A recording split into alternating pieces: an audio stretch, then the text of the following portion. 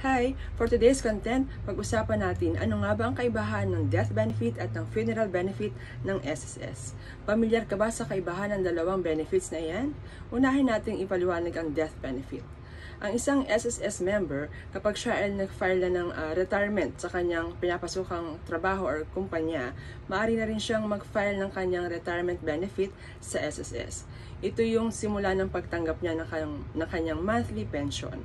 Pero pagdating ng panahon at ang member na ito ay pumanaw o namatay, yung kanyang monthly pension ay pwede nang isalin o i-transfer sa kanyang primary beneficiaries.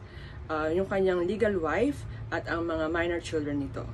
O kung walang primary beneficiaries na tatanggap, maaari din tumanggap ang kanyang secondary beneficiaries na ang kanyang mga magulang naman. O kung sino yung nakasulat doon sa kanyang E4 na fill up.